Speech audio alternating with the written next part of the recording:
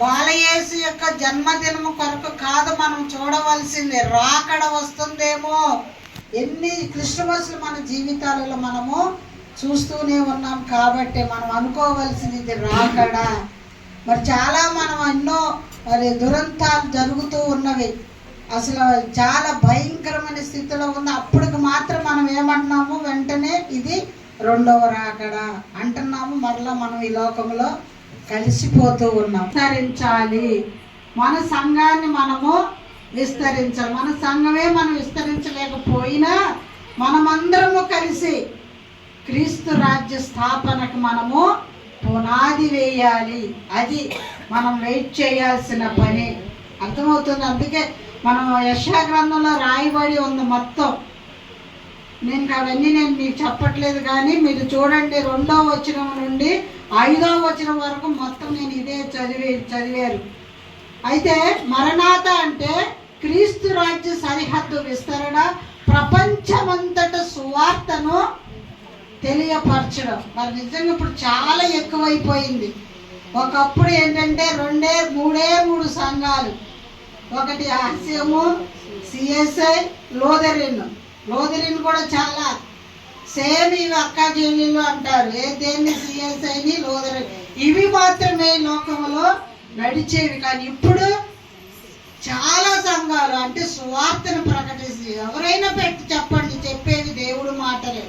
కాబట్టి దీనినే చేయమని దేవుడు అదే చెప్తాడు. క్రీస్తు రాకడ సమయంలో సువార్తను మీరు ప్రకటించాలి, క్రీస్తు రాజ్య స్థాపనను మీరు చెయ్యాలి. నేనేమి ఎక్కువ ఏం చెప్పను, కానీ 4 మాటలు చెప్పి తర్వాత అన్యజనులందరూ కూడా మార్పు చెందే సమయానికి మనము ముందు మారితే అన్యజనులంట మారుతారు, లేదా ప్రవాహములు ఏమైపోతారు. యెషయాలో రాయబడింది, మీరు విన్నా, కొట్టుకుపోతారు అన్న. ఆయన కొట్టుకుపోవడం మనకు మంచిదేనా? కాబట్టి అన్ని జనులను మార్చండి, క్రీస్తు సువార్తను మీరు స్థాపించండి. ఇది ఇప్పుడు మనం మరణాతలో కాలంలో మనం ఉన్నాం. కానీ మనం ఎంతసేపు మనం యావత్తు మన సమస్య ఏంటి?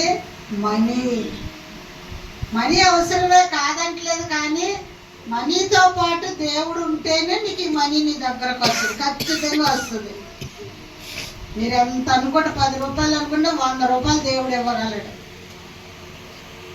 క్రీస్తు సువార్తతో పాటు మనము అన్యజనులు కొట్టుకుపోకుండా వారిని కూడా మనము దేవుని వైపుకు తిప్పగలగాలి. అదే మరణాత అంటే క్రీస్తు రాకడ కొరకు నువ్వు ఎదురు చూస్తున్నావు. ఎవరికి తెలియాలి? అన్యజనులకు తెలియాలి. ఇప్పుడు ఆల్మోస్ట్ తెలిసి ఉంటుంది. అందుకే దీని అంతా కూడా వివరణ ఎక్కువ. యెషయా 11, యెషయా 40, యెషయా 7, యెషయా 49 మొత్తం కూడా యెషయా గ్రంథంలోనే రాయబడి ఉంది. చాలా అంటే రిఫరెన్స్ నేను చెప్పట్లేదు, కానీ కొన్ని నేను మీకు చెప్తాను, నోట్ చేసుకొని నేను కావాలని చూసుకోండి. యెషయా 49, 12, యెషయా 45, 15, యెషయా 18, యెషయా 7, 14, యెషయా 11, 9 ఇదంతా కూడా క్రీస్తు సువార్తను మీరు స్థాపించండి, ఇది నాకు ఇష్టమైన పని, నేను వచ్చుచున్నాను. వస్తే అమ్మగారే చెప్పుకుంటారులే, నాకెందుకని మీరు అలాగే కూర్చుంటే మనం ఎవరిలో కలిసిపోతాం? అన్యులలో కలిసిపోతాం. అదే మరణాత. మరణాత ఒక సంఘం ఉంది, మీకు పెద్ద సంఘం. అది కూడా మరణాత అని వాళ్ళు ఏకంగా ఆ పేరే పెట్టుకొని పరిచర్య సేవిస్తున్నారు. మరణాత అంటే ఏమని చెప్పాను?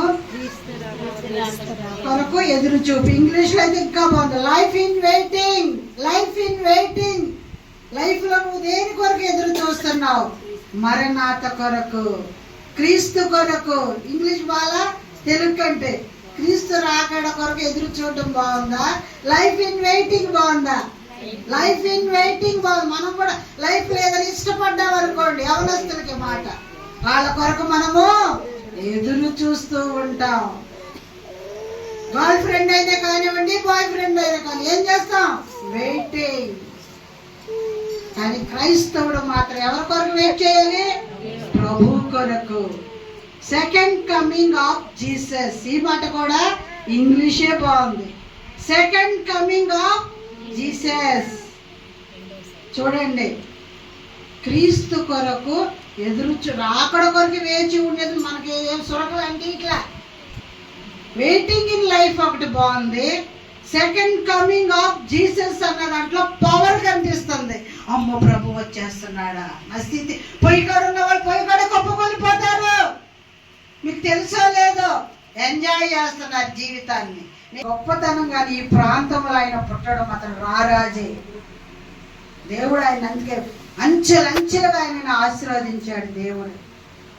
అలాగే మమ్మల్ని కూడా ఆయన అలాగే చూసి ఉన్నారని నేను పరిచయం చేయడం లేదు, కానీ క్రీస్తు ప్రభు అంటే నాకు చాలా ఇష్టం కాబట్టి క్రీస్తు సువార్తకి నా బిడ్డలతో నేను చెయ్యాలనే ఆలోచన మీరు కూడా చాలా వరకు నేర్పుతున్నందుకు అయ్యగారు వేసిన విత్తనాలే కావచ్చు, కానీ చాలా వరకు ప్రార్థనలు నేర్చుకున్నారు. వాక్యం చదువుతున్న పాటలు ఒక క్రమంలో పాడుతాయి. ఈరోజు పాడిన పాటలు అద్భుతంగా ఉన్నాయి. మ్యూజిక్ ఇన్స్ట్రుమెంట్స్ ఎంత బాగా వినపడ్డాయి. చిన్న చిన్నవైనా కూడా మనవి చాలా బాగా వినిపించింది. కాబట్టి అదే దేవుడు చెప్పేది. ఏమంటాడు? Second coming of Jesus. నువ్వు రెడీగా ఉన్నావా? అది దేవుడు చెప్పాడు. ఒకటి ఏమని చెప్పాను, మన డ్యూటీ ఏంటి? క్రీస్తు సువార్త రాజ్యాన్ని మనము స్థాపించాలి, అన్యులను మన వైపుకి త్రిప్పాలి. ఇవన్నీ మీకు చెప్పాలంటే యెషయా 11:9 మీరే చూసుకోండి. ఎన్ని చెప్పడం అవ్వదు, కానీ తర్వాత నేను ఒక్కటి మాత్రం చెప్తాను. తర్వాత మన న్యాయాధిపతిగా కూడా దేవుడి తీర్పు అంటే ఏంటిది? అది మేకలు గొర్రెలు వేరుతానన్న అది న్యాయాధిపతి. అంతేగాని నీకేదో గొడవ అయితే నీకు న్యాయం చేయడానికి ఆయన రాడు. నీకు అర్థమవుతుందా? మన న్యాయాధిపతి, మన జడ్జి ఎవరు? క్రీస్తు. ఏ జడ్జి? మేకలను గొర్రెలను దుష్టుణ్ణి దుర్మార్గులను వేషధారులను వ్యభిచారులను వేరుపరుస్తాడు.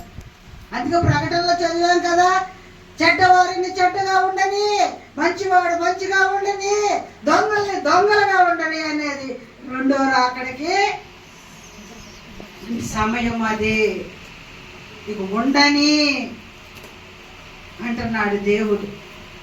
అది న్యాయాధిపతి. అర్థమవుతుందా?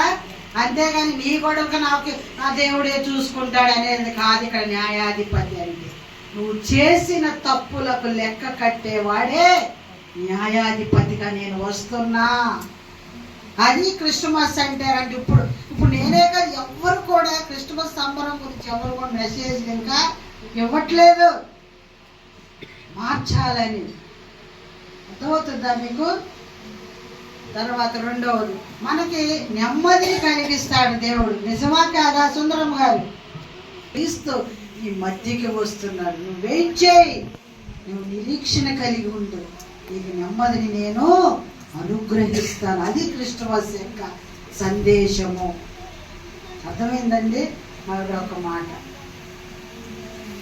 దీనికి మాత్రం యెషయా గ్రంథము 7:14 ఒకసారి చదవండి. ఎందుకు నెమ్మది కలగాలి మనకి? ఎందుకు మనం నీతిగా నడుచుకోవాలి? యెషయా గ్రంథము 7:14. కాబట్టి ప్రభువు తానే యొక్క సూచన మీకు చూపును, ఆలకించుడి. కన్యక గర్భవతి కుమారుని కని అతనికి ఇమ్మానుయేలని పేరు పెట్టును. కీడును విసర్జించుటకును మేలును కోరుకొనుటకును అతనికి తెలివి వచ్చినప్పుడు అతడి పెరుగు తేనెను. చాలు అర్థమైంది కదమ్మా. దేనికి వస్తున్నాడు ఇమ్మానుయేలు నీ మధ్యకి? అంతేగా నువ్వు సంబరం చేసుకోమ్మా, కొత్త చీర కనుక్కో, డెకరేషన్ చేసుకొని కాదు. కీడును మేలుని విసర్జించడానికి వస్తున్నాడు ఇమ్మానుయేలుగా. నేను ఇప్పుడు ఈ విధంగా చెప్తున్నాను. అందరైతే ఏం చెప్తున్నారు? మనకి ఇమ్మానుయేలు వచ్చేస్తున్నాడమ్మా, నీకు తోడుగా ఉంటాడు, ఏదైనా తాగు తిరుగు సుఖించు, వ్యభిచారం చేయి, దొంగతనం చేయి, హ్యాపీగా ఉండు, నీకు ఇమ్మానుయేలు నీకు తోడు అనేది కాదు. ఇక్కడ ఇమ్మానుయేలు ఇదిగో నీ మధ్యకి నేను వచ్చుచున్నాను, కీడుని మేలుని విసర్జించడానికి. కట్ చేస్తాడు దేవుడు. జాగ్రత్త సుమ.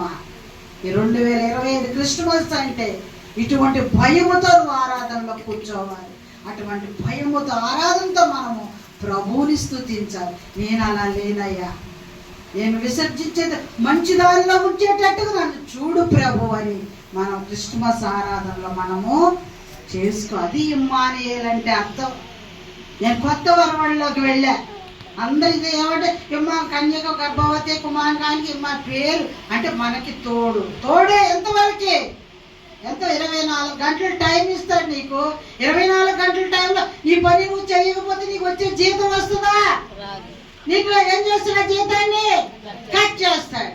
అదే ఇక్కడ ఇదిగో నేను నీకు వచ్చుచున్నాను ఇమ్మానుయేలుగా, నీ మధ్యకు మరలా నేను నీకు తోడుగా ఉండి మంచిని చెడుని నేను వేరుపరుస్తా, విసర్జిస్తా అంటే తీసివేస్తా. ఇది క్రిస్మస్ యొక్క మరణాత.